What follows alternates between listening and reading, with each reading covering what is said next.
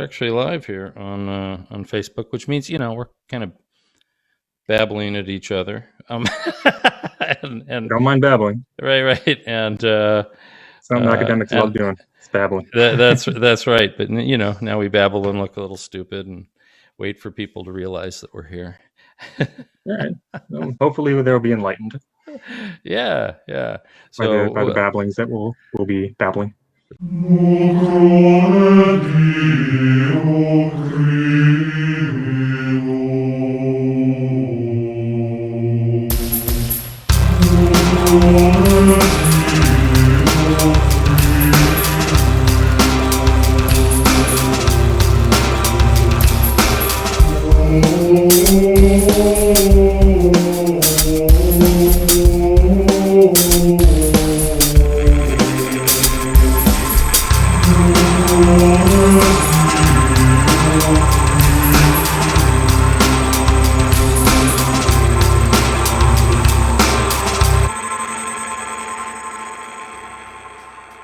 Okay, so I'm Phil Wyman, and this is the Wild Theology Podcast. That is Shawn Welch, and he's here to talk about an intersection between pragmatism and evangelicalism, and I think this is going to be fantastic because I like the place where theology and philosophy meet, and that has been the case for philosophy and theology since the beginning of both of them. They've been intersecting since the beginning of time, but now we're looking at it in America, where we're not particularly noted as being great philosophical nation, are we? And so anyway, wild theology, it's about the intersection of wild thinking. I call it this because I think both God, the world, and the people in it are all wilder than we've been told. And particularly in our imaginations. So, Shawn, tell us a little bit about yourself. Yeah, cool.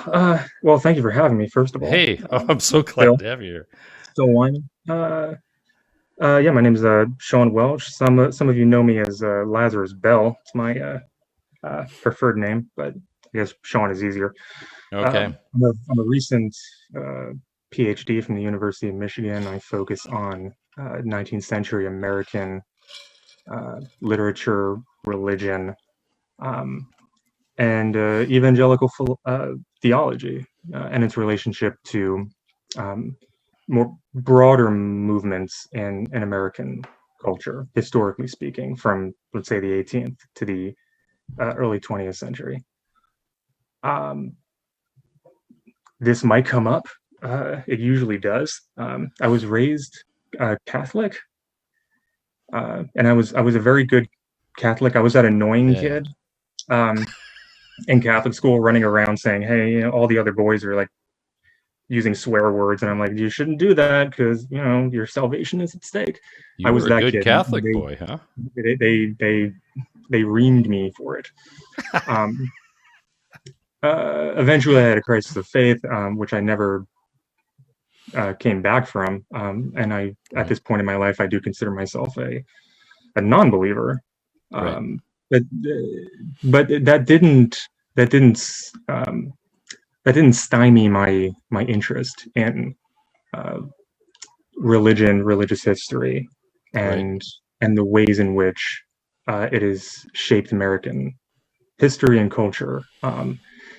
And as an addendum, the ways in which it has been ignored as shaping American history and culture. So yeah, I'm. Okay, yeah. Me. So let me kind of step back there to that thought about in thinking of yourself as a non-believer on kind of like that spectrum of a soft to a hard atheism, or all the different terminologies that we use today, agnosticism. Which now gets blended. Classic agnosticism gets blended into the atheist spectrum, typically, right? Yeah, and I would say erroneously, but yes. Right, and I agree with you on that as well. So, in that spectrum, where do you find yourself? Whenever I get asked that question, sometimes, and I always have to,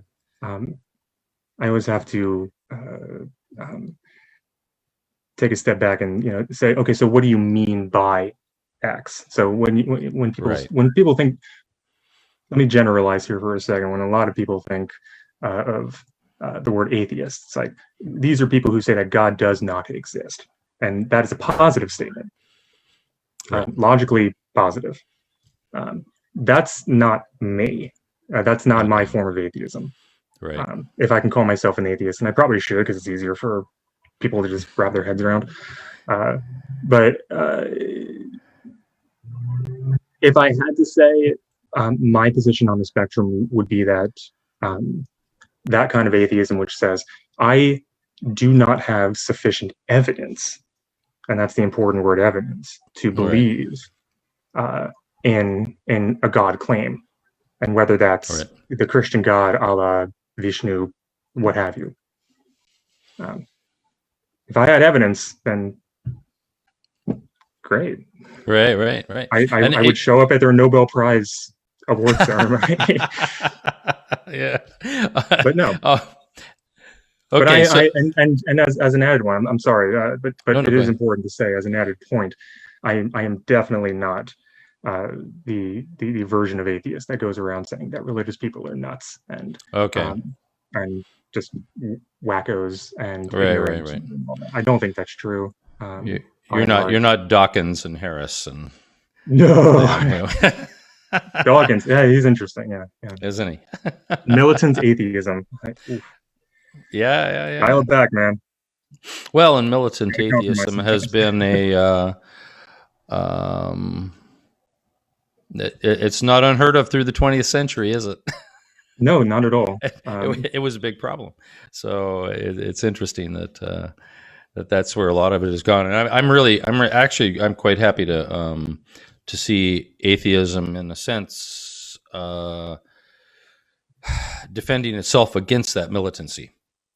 Mm-hmm. You know, that is happening. So that's a good thing to see.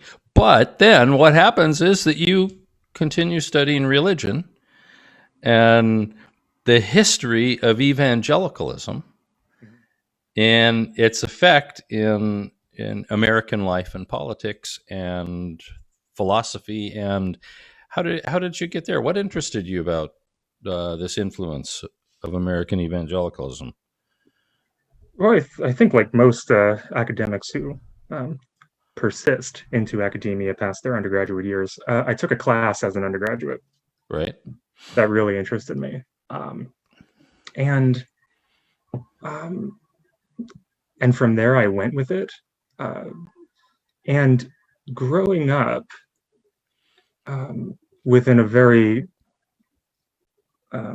let's say, in a society that, at least on the surface, valorizes scientific inquiry and secularism, right?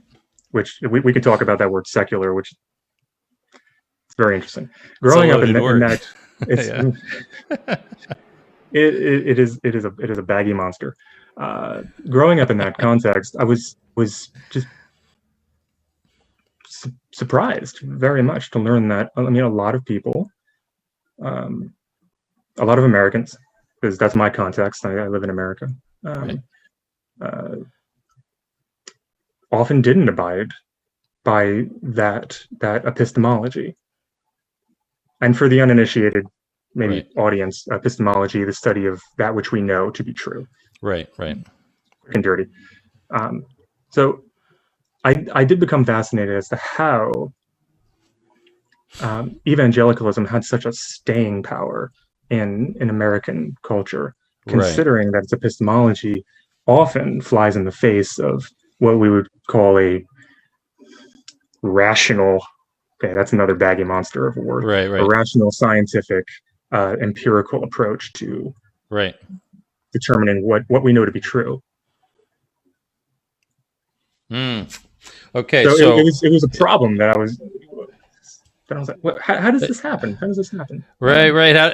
How does this evangelicalism continue to influence culture as a whole, despite the fact that many of the people within that same culture, their personal lifestyle and set of beliefs don't adhere to they currently don't adhere to that worldview. But the shadows and echoes of it you saw still happening in culture, right? Oh, absolutely. Okay. Okay. And so now you did this work on what has been whether accurately described as America's only developed school of philosophy, pragmatism. That's what some Um, say. yeah. um, uh, you were looking at the evangelical influences upon that what was the terminology you had about um, Jonathan Edwards and Charles Finney's leanings toward pragmatism before it even existed, the latent It's pragmatism you called it.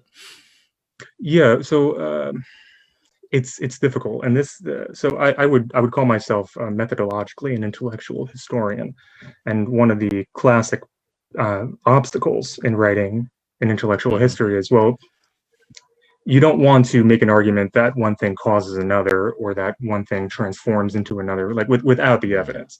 Right. So um, that was one of the problems that I had in my own research, and I continue to have as well. That no one wants to say that evangelicalism or evangelical theology necessarily produced pragmatism, Right. or vice versa. Or to say that, oh well, pragmatism was named in 1870s New England by Yeah. Charles S. Peirce and William James and Right. John Dewey and all those guys. But what really was going on was the evangelicals discovered it first in Jonathan Edwards. That's not what I'm saying. What I'm interested in, and what I continue to be interested in, is the ways in which these evangelical figures like Jonathan Edwards and Charles Finney Right. adopted a style that was very close in terms of its epistemology, in terms of its method, to pragmatism. Okay. Now, so I suppose for those listening, we should probably Define define pragmatism. pragmatism. Yeah. Because I mean, let's face it. When somebody talks about a pragmatist, it often can be done in a very demeaning type of way. Oh, they only care about the ends justifies the means.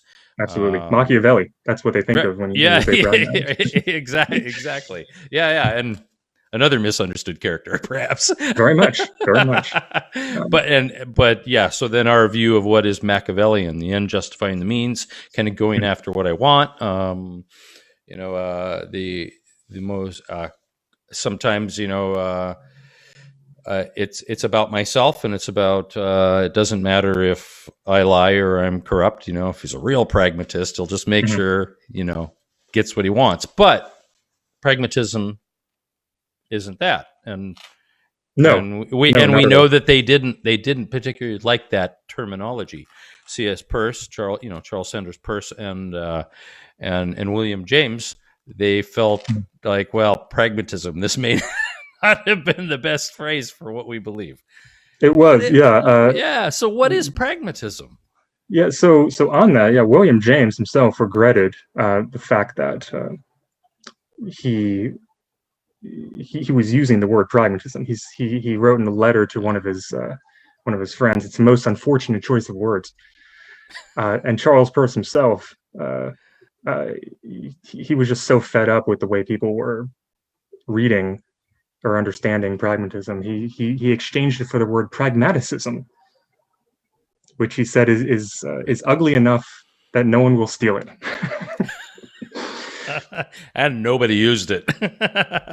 And well, yeah, except for me, apparently, in my admittedly ugly title to my right. doctoral, This is true. Pragmaticization. Yes. Like, all right, I was on the clock. No, so pragmatism, philosophical pragmatism, in the, let's say, Peircean and Jamesian and Deweyan, and the Jane Addams tradition, is it's foremost a method of determining what is true by its practical consequences in human experience. Right. And it's important that these consequences be experienced by a person. And that's a key word for James and basically all the pragmatists experience. It's important that the conclusions of your philosophy, your argument, your social reform project, they must manifest in some way in human experience. Right. So this is in contrast, as if it helps make things clearer. This is in contrast to, let's say, philosophical scholasticism or rationalism, which it has its head in the clouds. It's disquisitioning about abstract concepts like, what is the nature of God? Okay, you might figure that out with logical logic and philosophy, but to what use is that in human experience? Does it make human life better? Right. Does it contribute to human well-being? This is something that gets missed in the modern pejorative use of pragmatism. Pragmatism is not just you take what you want and scruples be damned. No, like pragmatism is very interested in human well-being and humanism. James has that chapter in Pragmatism where it says pragmatism and humanism. And pragmatism is also inherently melioristic, which, if you've never heard that word before, means that which makes things better. So to better something. So in some sense, hopefully that clears it up. Pragmatism has a hint of the ends justifies the means, but it assumes in that sense that the means started off with some level of goodness or purity. And in a sense, the ends also betray the means. It in a sense proves out what was going on in the heart and mind by looking at the end product of it all, or how did this bring about consequences in the earth that were good. Absolutely. There's because it cuts both ways. Right. Let's say if you to put it crudely, how would a religious person justify or demonstrate their sainthood? Right. Well, they would act like a saint. Yeah. Okay, that's putting it crudely. It's and it's very controversially in some circles, but pragmatically speaking, one who acts like a saint has the best evidence to substantiate their internal, unseen, invisible state of sainthood. And it does go the other way too. If you're a drunkard walking around puking on people, abusing your friends, and carousing, that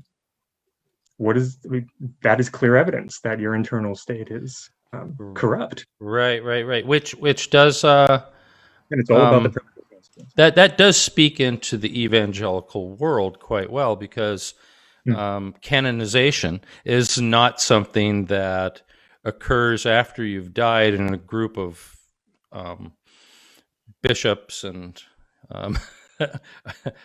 get together and decide, oh, this person was a saint and they did a miracle, and so we're going to canonize them. But within evangelicalism, we had the person who became a believer was then sanctified by God, and so as we have in the Pauline epistles, he writes to the saints that are at Ephesus, or the saints that are in Rome, right? So in that sense, we see the Apostle Paul doing the same thing. This is how saints behave. So live like this, right? And he gives them some parameters of ethical and moral living and says, because of who you are, this is how you should walk. So now we have in early America with the early evangelicals, same thing going on. Almost. I mean, so you brought up Paul, and there is this tension in Romans, especially, and I think Ephesians, of the tension between justification by faith and justification by works. So you have on the one hand, and Luther Martin Luther was absolutely a proponent of justification by faith. Oh yeah, he wanted to So dump the Book of James. Yeah, yeah, the Epistle of Straw, he called it. that's interesting. Yeah, he was an interesting character for sure. Right. And He and I were born on the same day. interesting. Yeah. There must be some cosmic logic there. I don't know. Yeah, I get to be chased around as a heretic the rest of my life. That's right. I get chased around academia as a heretic, and Oh. I'm not even familiar. Oh man, I like you all the better now. Awesome. Hey, That's awesome. yeah. So there is this tension between justification by faith and justification by works, and Right. It has been a very long-standing topic, and Right. not just evangelical circles, but Protestant as well, broadly defined, because Protestantism is Right. a very baggy term. So, is it enough? Are you justified just by your faith in Christ? Which Paul does say in Romans, in some passages, Right. or heavily suggests it. And then you have justification by works, which carries a load of other problems, because you can be justified just by acting like a Christian, and you don't have to believe.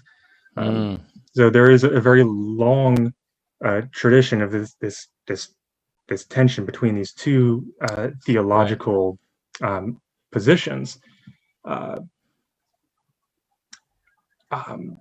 and from what I can tell, justification, at least on the American in the American context, justification by works won out in the form of pragmatism. Okay. Yeah. Which is the argument of my work, and what's something I still work on. Yeah. So that so that leads to some. I'm going to write that down as a note because I'd like to come back to that particular thing.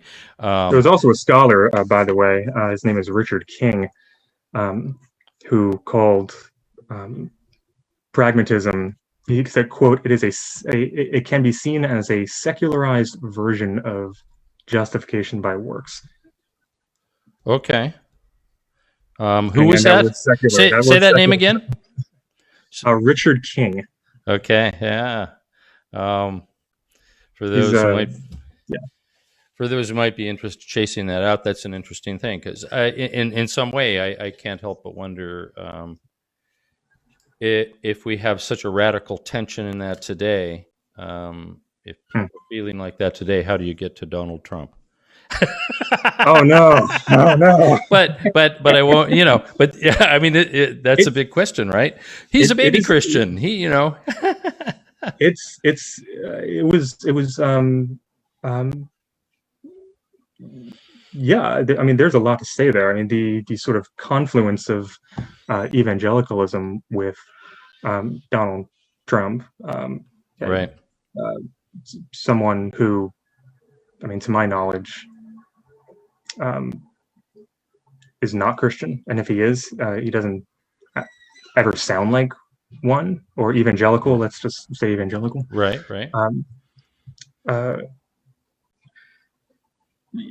Yeah, I've got my opinions. I don't want to, Right. We can go down that road for sure if you like. Right. But it creates that interesting tension of which what you're talking about is the justification by work. So, a friend of mine from the UK, Stephen Simmons, throws in a comment here. Pragmatism was described to me as the methodology which does not separate means and ends, i.e., anything worth knowing about the ends can be discovered by looking at the means. With regards to faith and works, justification is something like justification by faith can only be discovered by works. So he's going to a Jamesian, not William James, but the Book of James. That's nice. Description of faith and works, right? I'll know your faith by your works. The thing that Luther rejected is that Epistle of Straw. Yeah, which is strange because I mean, Christ's famous phrase. Oh, I forgot what gospel it came from, but it's one of his famous phrases. You will know them by their fruits. Right. right? Right. And this is you will have knowledge of a person by their fruits. Right. So, and this is actually a quote that Charles Peirce himself picked up on, Mm-hmm. and suggested that Christ was actually the first pragmatist because of this phrase. Right. And William James himself, in Literary Remains, points to the same gospel passage and Right. says, Right. Right.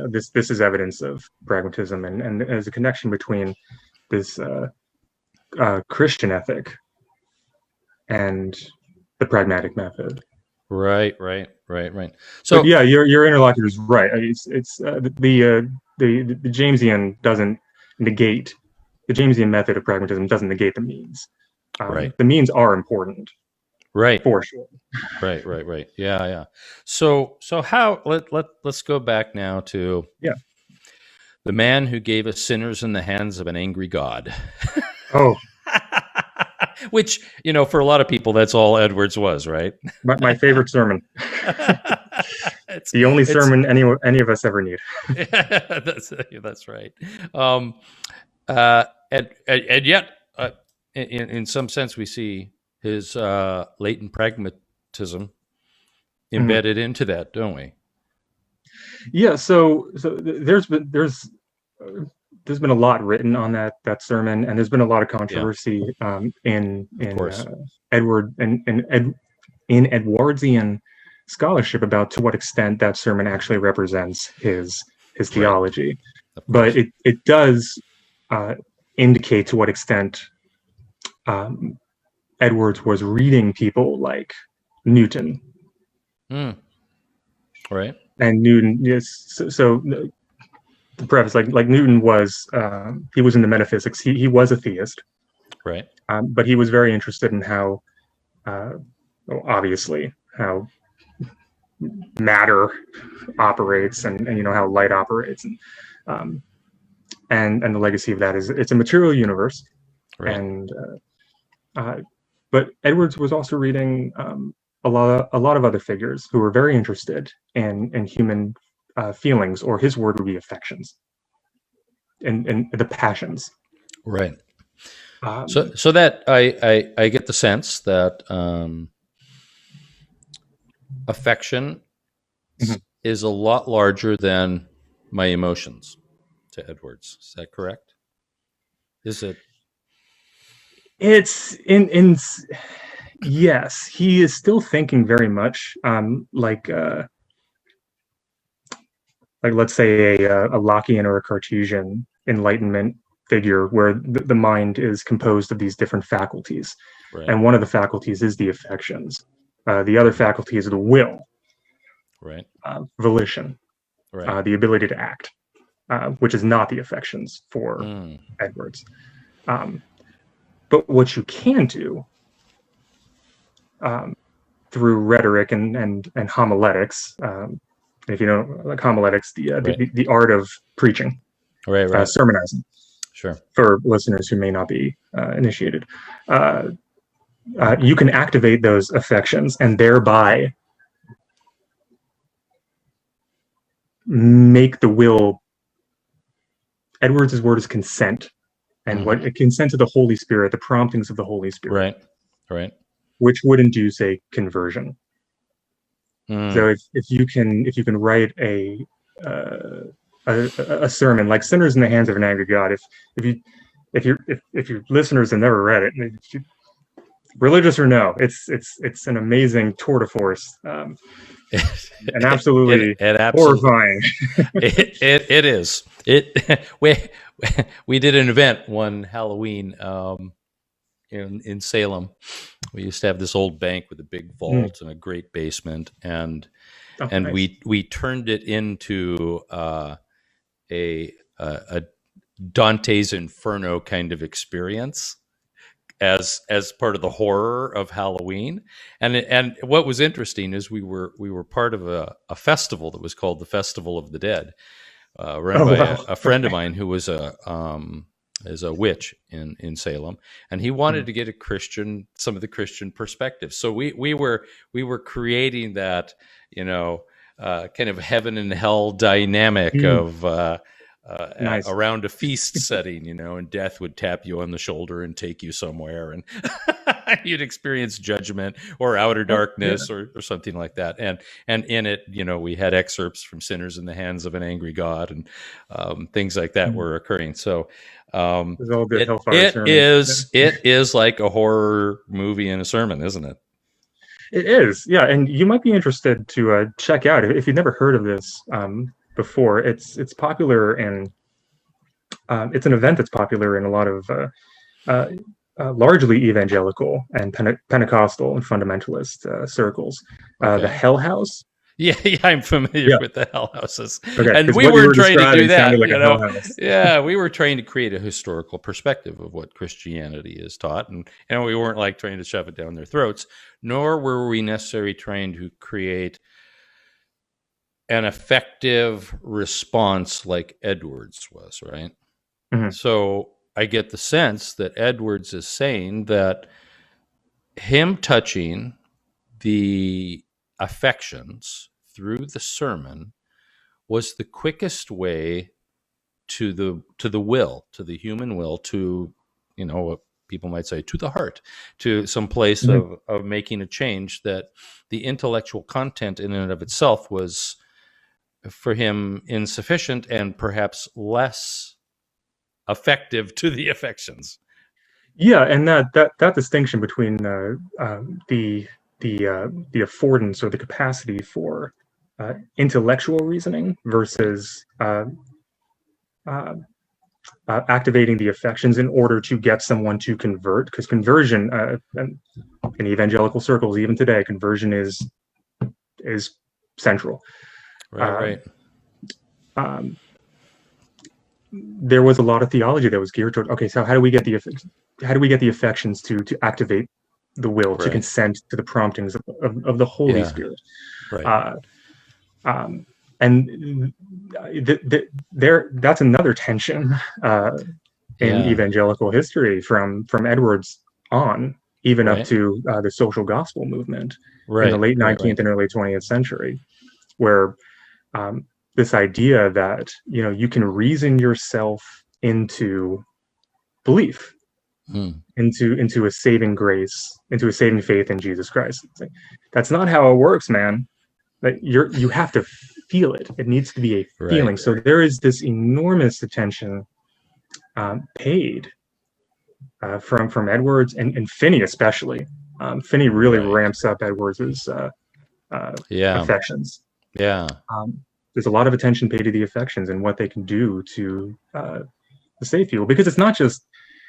I had one student a couple of years back. I was teaching a course on religious literature, and in one of their feedbacks, they said, "I think religion it's just brainwashing."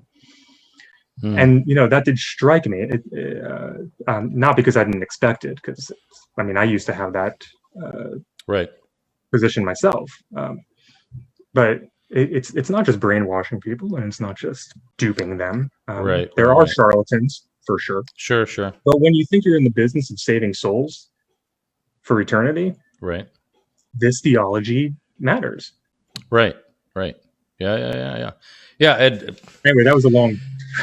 Yeah, well, I was reading. I'm not going to be able to find the quote that you had in the paper, but it was basically somebody making the comment that if along the lines of, if we just look at religion as some kind of crutch for the weak, then we don't understand what it's really about. That's a short changing the whole the view. So for sure. Yeah. It is, and it is important to look at the fact that they're not looking at manipulating. They think of it as delivering, right? Edwards is saying that. I want to deliver people into freedom, into life, and save your souls. Yeah. And he's done hard work at doing that. So in terms of Edwards and his place in American history, he's a significant, not just a theologian, he's a significant philosopher, isn't he? Yeah. Oh, well, I guess in depending Edwards's on who day, you would ask, right? depends on who you would ask. Well, in Edwards's day, there was no um, significant difference between theology Mm, and philosophy. right, right. Edwards is Theology often was the called. queen of the science, queen of It the was, sciences, and right? Yeah. theology and philosophy often use the same methods Hmm. to determine what is true, Right. um, and then they often have the same uh, um, push towards consequences. Like, how is this useful? Mm, I mean, it's constellation of philosophy made that distinction long right. before Edwards. Yeah, yeah, yeah. Yeah, there's a way of talking about something abstractly, but there's also praxis. Right. So you need to have some kind of consequence for what you're talking about. Otherwise, who cares? Yeah, yeah. So now, from Edwards, we get to Charles Finney, huh? Yeah, So now, my favorite. yeah. What I find Charles Finney to be an absolutely entertaining character. Reading his autobiography is, on one hand, it's sometimes I just found it hilarious. Yeah, there are some funny He's a moments. showman. He's an exaggerator. He's a I don't know. There's all kinds of things going on with him, and and now he's in the sense of Edwards wanting to reach the affections for a transformation of will, um, which is probably closer to the word to reach it for a transformation that God would do in the will. Finney takes that further, doesn't he? And he's all about the will. And Yeah, to yeah, the point of we got to do it now. You're feeling it now. You have to respond now. And if you don't give in to that now, well, it could be too late later. He has a radical immediacy, doesn't he? absolutely, yes, and that is the word for Finney. Immediate. It has to happen now. I mean, you Right. can't wait. One of the so Finney was uh, he, uh, theologically, Finney was working directly against Calvinist Right. orthodoxy. Not only he never totally gave up all of his Calvinism. He was a Presbyterian minister Right. he later got out of the Presbyterian Church, but Presbyterians and Calvinists, their theology is sometimes close enough for comfort. Right. So Finney was working against this idea that in order to convert, all you have to do is wait God's time. That's the quote, wait God's time. Right. And God will prompt you and then convert you. This, in Finney's view, led to spiritual passivity, sort of laissez-faire Right. Right. kind of way of going about your religion. Oh, I don't have to do anything. When God sees fit, He'll convert me, and then I'll be saved. It's like, no. Finney Mm. comes in and says, no, action now. Now Right. you can't wait. In fact, there's this one of his famous rhymes, I suppose, which he probably got from Lorenzo Dow, one of these famous circus riders. Amazing characters. You can and you can, you will and you won't. You'll be damned if you do. You'll be damned if you don't. That comes from this moment in American history, as far as I can tell. This Right. moment in American history where Calvinism this Calvinist theology was being critiqued. It's like, there's nothing I Right. can do to be saved because I'm predestined. Like that is the core of one of the core of Calvinist theology. I'm predestined to damnation or salvation, depending on God's foreknowledge. And Finney's like, no, you can choose. You can consent right now to the Holy Spirit. So get on that anxious bench, Right. and shiver and shake Yeah. until you feel the Holy Spirit within you. And we still see that today in a lot of evangelical. Certainly in the broader aspect, like within Pentecostalism, absolutely, neo-charismatic settings. Yes. Yeah, absolutely. Yes. Yeah. And so now you made a comment that really touched something off in me. I thought, wow, that Oh, sorry. Let's bring it up. no. I hope it's It useful. was good. It set off a whole in the things I've been studying about the history of um, evangelistic praxis in Hmm. American evangelicalism. Your statement about Finney merging, as it were, science and theology with his Mm. use of psychology in in that in his view of conversion. I Yes. Yes. it, I read that and I went, wow, I got to look into this more. you know, Yeah. so Yeah. talk about that a little bit. How is it Finney is merging science and theology in his view of conversion? Hmm. So Finney, he's interesting just for this. Uh, um, if anything else, Finney is Right, interesting for this. That right, he was in tune with um, the science and the religion of his day, and where those mm, different disciplines and different ways right, of thinking were going. In his systematic theology, he does say that you cannot um, have a method of conversion without first understanding human psychology. right, And his word, he uses that word slightly different than we do. Like psychology right, back then, I mean, obviously, things have changed. right. But he was very interested in that. Like religion is not just a thing apart Mm, from culture, from society. Like Finney knew this. right, And he's like, if we're gonna save souls again, like the important thing is saving your soul for eternity. right. So, in order to do this, we have to know how the human sensorium works, Mm, and uh, exploit would be the wrong word, um, right, but use that in the service of the Lord's work of converting people. right. So it's not just you know Edwards writing a sermon, and for Edwards, it's all rhetoric. It's like if you could just get Right. people to feel fear, Right. then they'll convert. For Finney, it's much more complex. Yeah. Interesting. And yet, so in and that way, you using that Edwards installing rhetoric into the sermon and Mhm. looking to bring about fear, or in other times, many of his messages was to bring about wonder in God's Yes, creation. There's that other side of him we often forget. But yeah. Divine and um, supernatural light is another one of his sermons right, that is very different, but it does speak to that sense of wonder. yeah. But the inserting of rhetoric, utilizing rhetoric to change affection, um, and thereby bring about conversion. That's kind of a mark of evangelicalism in itself across the span of time, isn't it?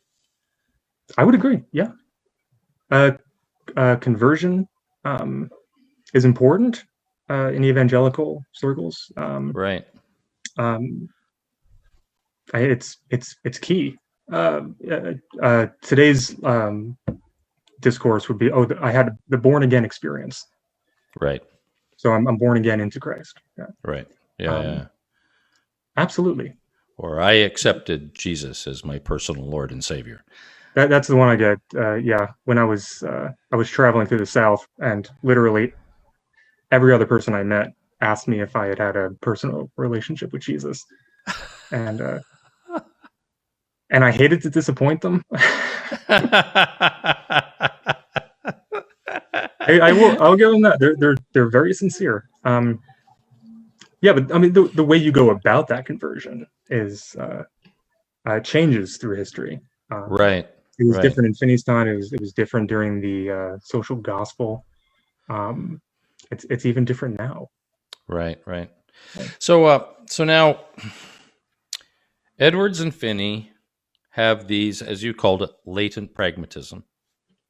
Have this latent pragmatism, right? Oh, I think I was quoting from another Okay. source, but yeah, a kind of latent pragmatism. Right. Or at least they're precursors to it in some way. And then when we get to William James, he has, despite the fact when I mentioned pragmatism to a number of people, and I've done this in the past and talked about its connections to religion. Oftentimes, people just from a simple perspective look at it as tending to be non-religious, perhaps even atheistic. And Pragmatism, you mean? yeah, and yet it doesn't really begin like that, does it? William James particularly has extremely religious interests in his pursuit of truth, right? I mean, yeah. If you ever hear that comment again, just point them to Varieties of Religious Experience. Yeah, it's an I know. amazing book. I know. Everyone should read it. It's great. But I mean, in that book, William James is, and he wrote this in early 20th century, I think 1901, 1902. Right. But that was that book was an attempt for James to use the pragmatic method to understand religious experience. Right. And he cites George Fox, Teresa d'Avila, St. John of the Cross, Finney is in there too. Jonathan Edwards is in there. And he goes through the history of religious experience, and he applies pragmatism to these experiences. Right. So from the outset, and I don't know how this historical transformation happened, that pragmatism became associated with atheism or capitalism, or I have no idea how that happened. That would be an interesting book to read. But from the outset, pragmatism in the Jamesian tradition, at least, was very interested in religious experiences. Right. And James himself wasn't immune to experiences that one might call religious.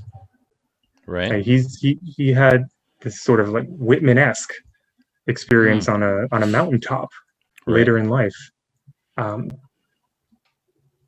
where he felt totally at peace at one, and it just came out of nowhere. And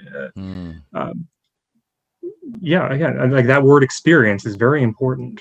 Right. Yeah. Wow.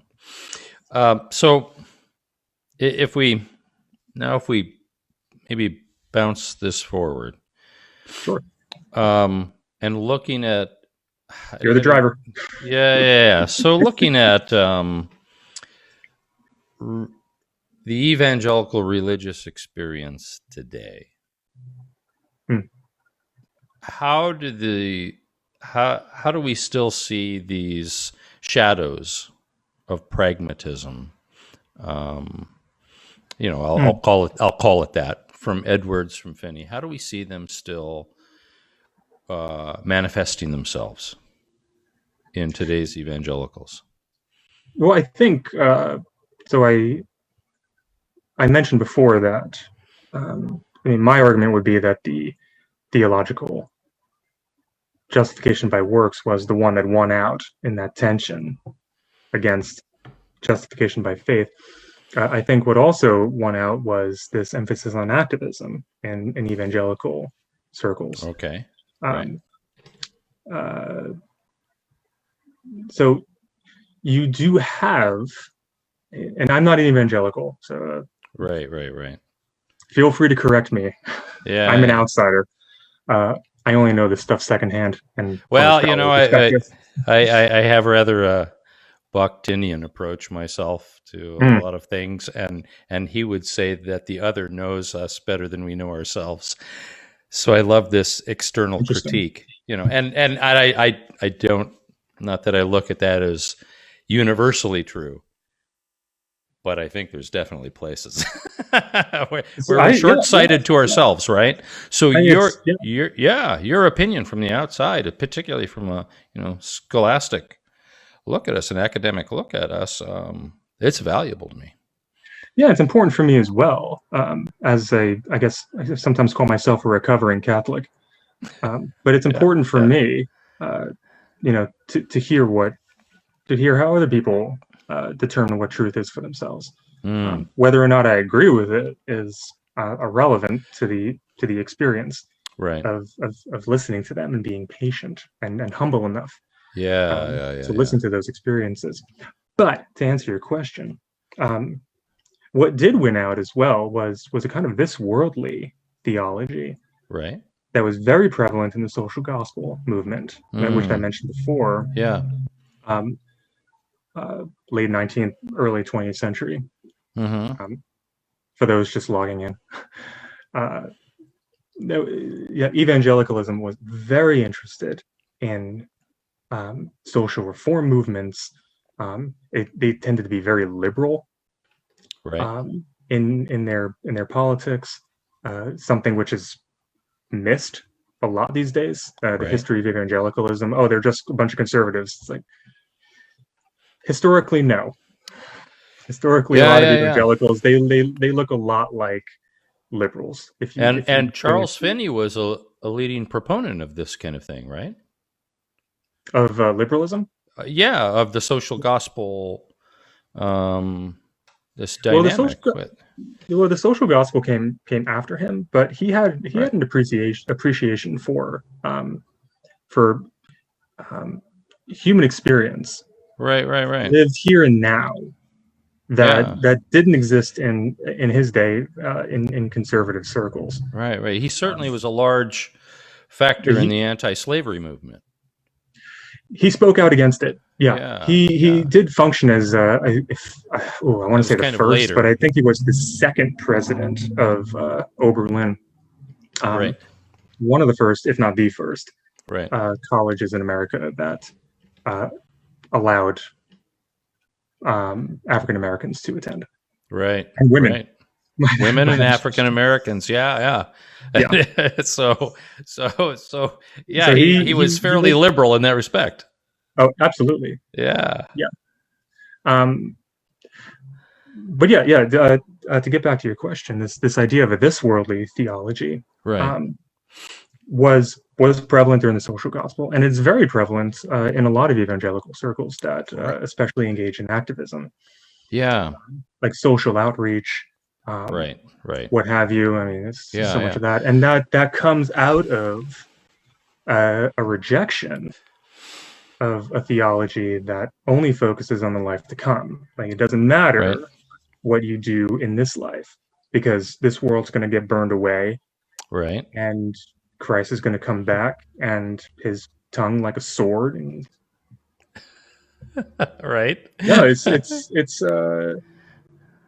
I mean, the word for this, the theological word, would be post-millennialism, and that is I would say the dominant theological form in evangelicalism these days.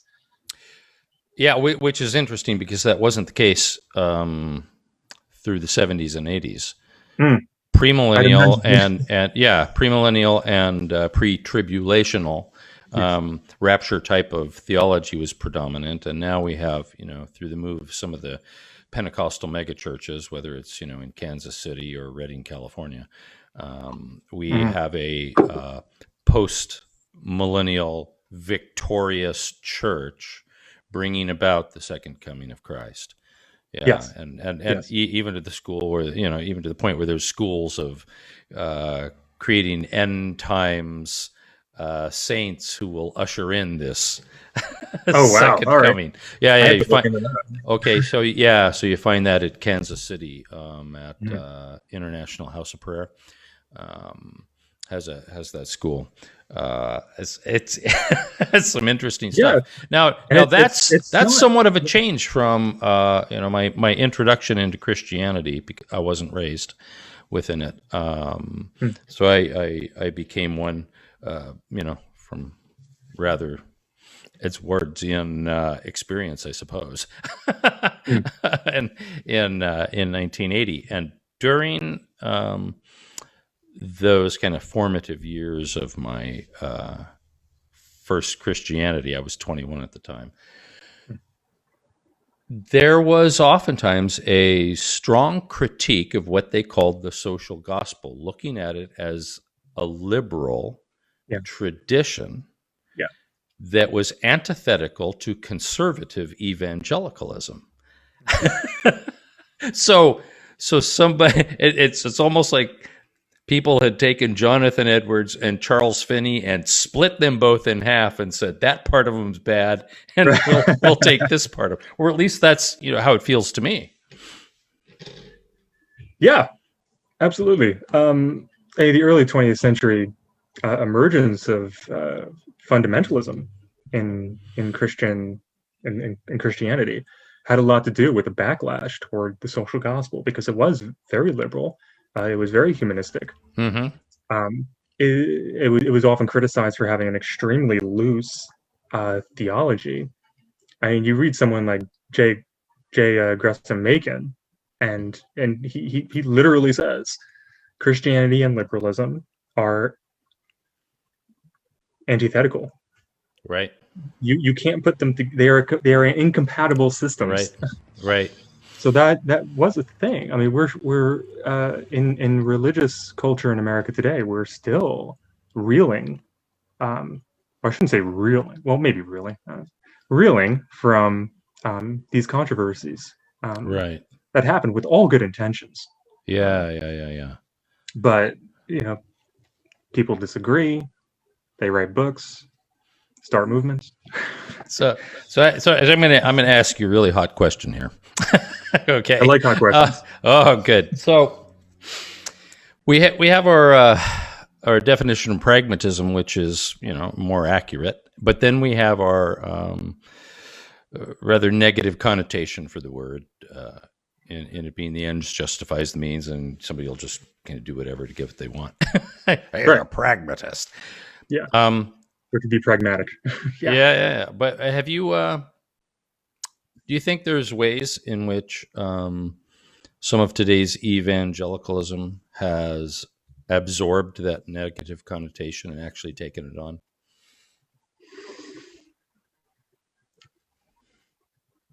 How today's evangelicals or evangelicalism has absorbed that negative? Yeah, that they've actually they now are exemplifying the negative connotation of that word pragmatist. Well, I think that question makes me wish I had evangelical friends. I can't speak from experience, but I do think that pragmatism is a philosophical pragmatism is extremely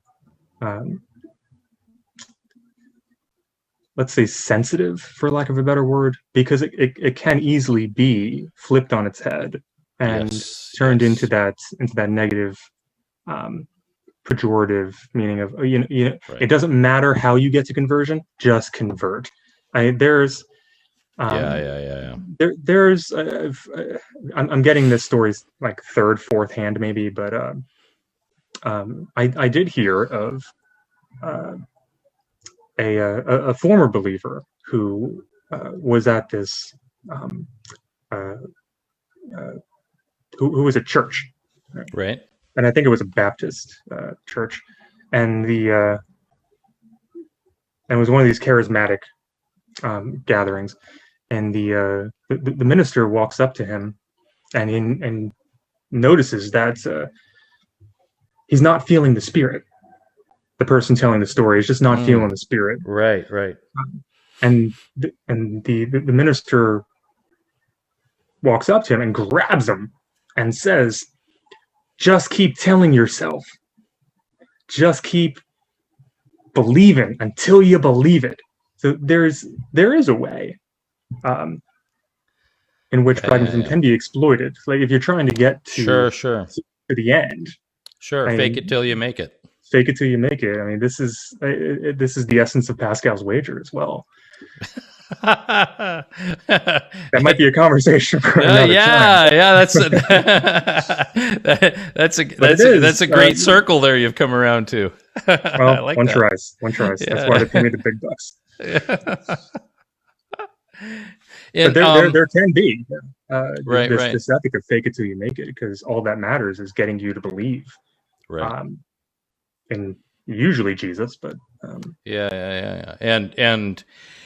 and to feel it is then to, in the sense of some, that's to experience or to know God, right?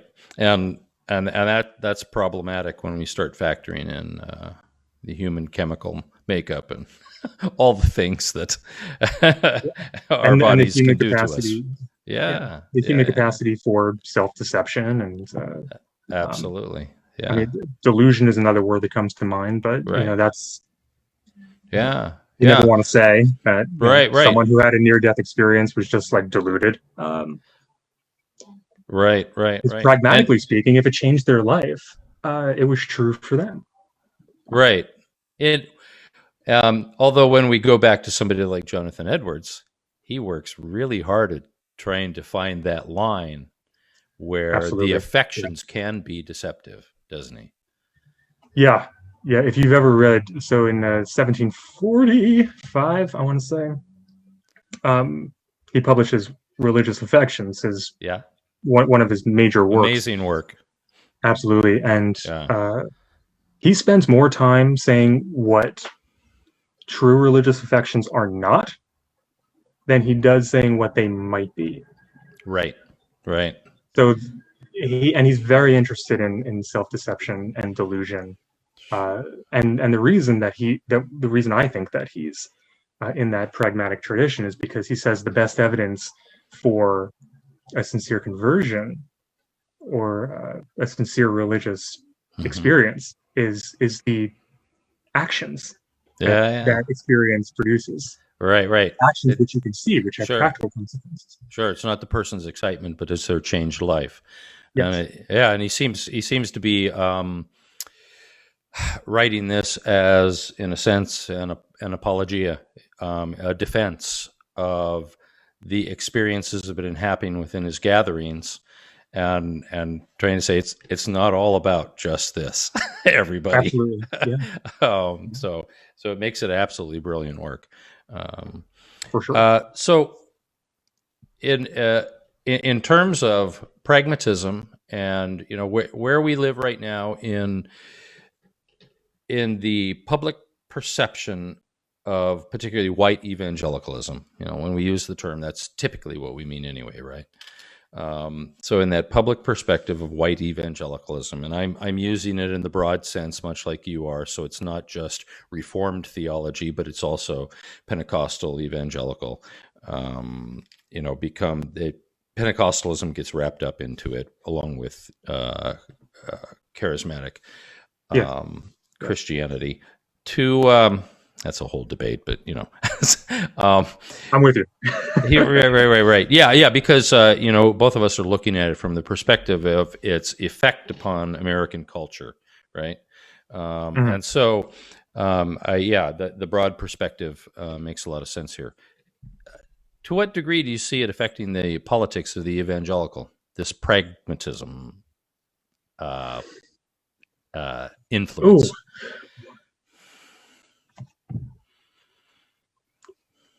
That's what everybody's looking at today, right? The politics of the white evangelical. That's absolutely, especially after 2016. Yeah. Well, I mean, people have, because there are, to be sure, certain policies that tend to be current among evangelicals that just are not current with other aspects of American culture. I'm going to throw in a statistic. I'm going to throw in a little statistic here that you've probably heard it, but so in 2016, kind of post polling and statistics that were being done. They were looking for I forget who did this particular study. A couple of them were done, but the biggest shift in voter thinking that occurred from 2012, or I think they had done it in 2011 and then in 2016, in how voters felt is that among white evangelical voters, there was a nearly 40% shift in this particular question. And the question was, how important is the morality of the person you vote for as president? If them being an immoral, upstanding citizen, white evangelicals had the highest response to that at 72% in I think it was 2011. In 2016, it dropped to about 30%. Interesting. Wow. How do you do that in such a short amount of time, right? And that looks to me like, the bad definition of pragmatism, right? Whatever works, let's get this guy in. He's going to be for us. It does. But if I would look at it from maybe one of those persons who took that poll and said to myself, well, and I don't know the question that they were asking, but let's say, in all likelihood, they knew. Like, we know we're being asked about. Right. Trump, let's say. Right. In 2016. It was actually somebody like Pew, or, it was not a pollster that was anti-Christian. They were kind of like being asked by their own people. That's what made it even more remarkable, right? But on that point, though, if I, for example, believed that so much of what I wanted to happen in America was on the line. I mean, let's just say America, because right. whether it's abortion, immigration, Second Amendment, gun rights, whatever. Yeah, all that. Like all these issues, and the next person in line for office is going to make me feel comfortable, right? Knowing that this person may or may not, but will likely institute policies that will secure what I believe to be my constitutional rights. Right. Then the morality of that person gets put on the back burner, and I wouldn't be surprised to know that was a compromise that a lot of people made. I mean, not just evangelicals, for sure. Right. I mean, I've met a lot of very, very intelligent, very thoughtful people, very, very nuanced people who are very, people I look up to, and they're like, I think Trump's a good guy. I'm like, all right. Okay, I'm not saying that's what I was doing. I have my opinions about it, but right. There is a kind of dissonance there that I don't think is smug or arrogant to point out. Right. But in a time, I was calling it cognitive dissonance at the time, and it is spoke for 5 years through the process, leading up to the election and through the presidency. I was, but I do think, and this will be the last thing, the last part of my answer. I do think that if you believe that the country's on the brink, that this is a time of crisis, right, your methods do change, and right. Sorry to say, pragmatism comes in handy in a time of crisis. Actually, I might not be sorry to say that. Right. Even in its most street level meaning, huh? Exactly. And this isn't to say that these people are thinking philosophically or pragmatically. I mean, they're thinking in ways that they believe to preserve their well-being, Right. politically and socially. Yeah. And that is something to be reckoned with and something to listen to. In the same way that people believe that when they die, they'll go to heaven. I don't believe that, for myself, but it doesn't mean I'm not going to listen to them. Yeah. So Stephen Simmons is asking the question here about, you mentioned a little time back about Pascal, and he would love to read something about the connection between Pascal and pragmatism. You know of anything like that? Ooh, they're pretty distant from from one another, huh?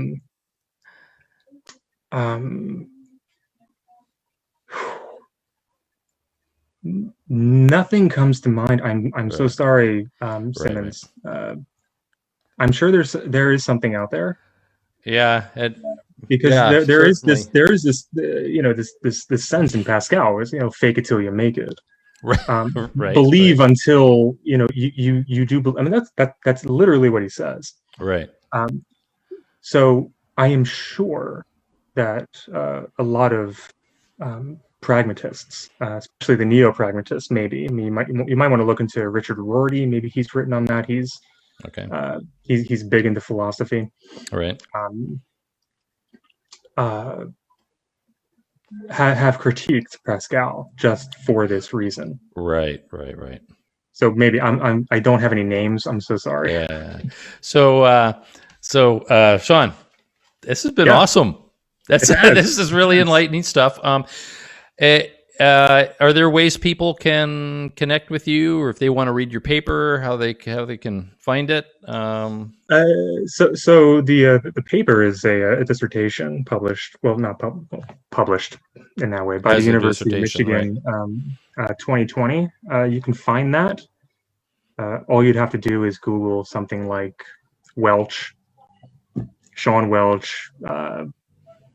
The name of the paper is Justified, with, again, the ugly title, Justified, the Pragmaticization of American Evangelicalism. Yeah. But if they do what you did and you look up Pragmatism and Evangelicalism and Shawn Welch, you're gonna pop up. They'll find the paper. They could just read the abstract. Okay. I personally think it's a brilliant piece of work. That's just me. So what I got to say is that's why I contacted you, is because I was reading this thing and going, oh my gosh, this is a well-written paper. It you know how doctoral papers are. Oh my gosh. Some of them can just be impossible. And the fact of the matter is, it's a doctoral paper and it's not easy reading, but it's very well written.